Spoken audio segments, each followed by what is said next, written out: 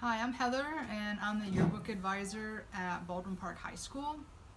Sarah asked me to answer a few questions about how my staff handled the shutdown and getting our book finished. So the first question, how did I utilize the limited resources I had in completing the yearbook? I basically asked for help from anybody I thought could give it to me. I reached out to the athletic director to send a message to all the spring coaches because we didn't have time to get team photos.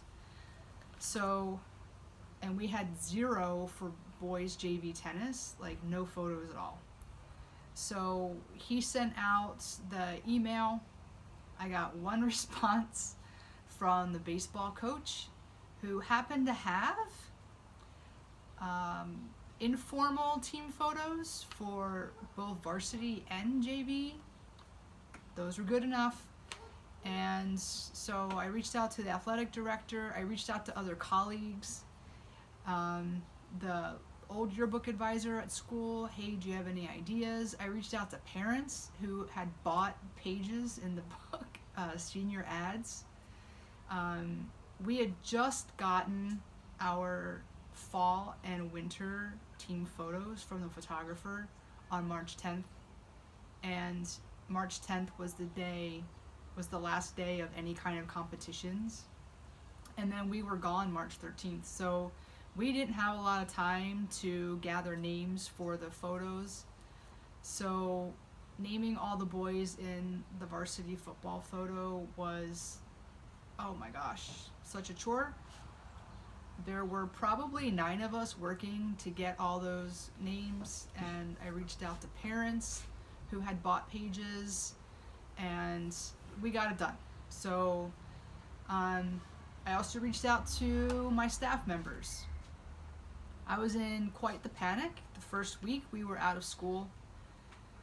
Like, what do you mean we're going to be gone for 2 weeks? And then it turned into we would go back May 5th, and I was like, oh, okay. And then it turned into not at all. So how do we complete our pages with no access to students? How will we get the quotes?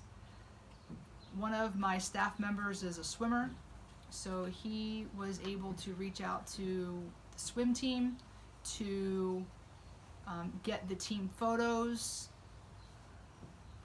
that he needed. I reached out to, I was in constant communication with my staff, especially that first week, because I was freaking out, like, to be honest, I really was. And so who has Photoshop? There were three of my staff members who had Photoshop, so that worked out because for our sports spreads we have clipped photos on the right hand page going down the page. And so I didn't have to do everything. I was having other people do it. So that is how I utilized my limited resources. And my staff members have even fewer resources because they didn't have all the access to names of students like I have. Though they have access to all their social media, so they can, just like that, get a lot of information that I couldn't get.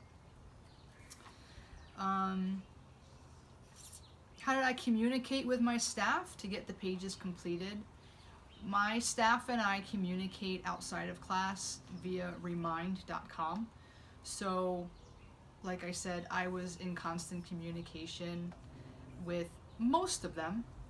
There were some of them who were silent, couldn't get hold of them, and I didn't know what their home situation was like, and I understood, if somebody was sick in the family or whatever. I had to be patient and take all of that into consideration, but I used remind.com and email. So I was able to email photos to certain members who had Photoshop, and just so remind and email was what I used. And I motivated them just by trying to be positive. You know, we had to make lemonade with the lemons, and everybody understood immediately that it wasn't the ideal situation. We had 10 pages we had to fill because events had been canceled, and how are we going to do that? That week before we left school, we were talking a lot about getting finished, and we were pretty much finished with the book besides spring sports and then whatever events that still had to happen. So that was a plus. And I just tried to send messages individually to people, especially the ones who were responding to me and saying, hey, how can I help? How can I help? Yeah, I have Photoshop. I don't have Photoshop, but I know these students. What can I do? And almost everybody at some point reached out and said, what can I do to help? And I would send messages like, oh, you're being a rock star right now, thank you. Oh, you get the gold star for today, thank you very much. That kind of thing. And I would also give them updates on which pages were being completed. And I think that helped people as well. And just, it was kind of like a checklist I had of what needed to be done, and everybody understood what needed to be done. So we got it done. Why is this year's book unique and significant? Well, our cover, I think, is fairly cool. It's a lenticular design with a number 20, with 100 little faces in there. And we had our cover reveal party, and that went over really well. So I think the book is unique in that way. Just like any new cover is, right? The content is different than other years. We have different features. Our sports spreads are different than I've done them in the past, and I'm extremely happy with the way they came out with using the clipped photos. I think it looks really good, and the COVID-19 coverage is different as well. Obviously, the class of 2020 is making history here. It's something in our yearbook that is in no other yearbook in our school's history, and that makes it a little bit more significant, I think, and perhaps, I don't know about endearing, but definitely more historical. And so we're trying to use that as a sales pitch. We'll see how that goes. We're also including graduation speeches. That was at the request of someone in the district office. And since the students won't be having a graduation, did we have space to include the graduation speeches of the top 2 students? And I have one page that I could use for that right in the back, so it's the last page, and so that's something that we're going to be including, which to my knowledge wasn't done with yearbooks in our recent history either.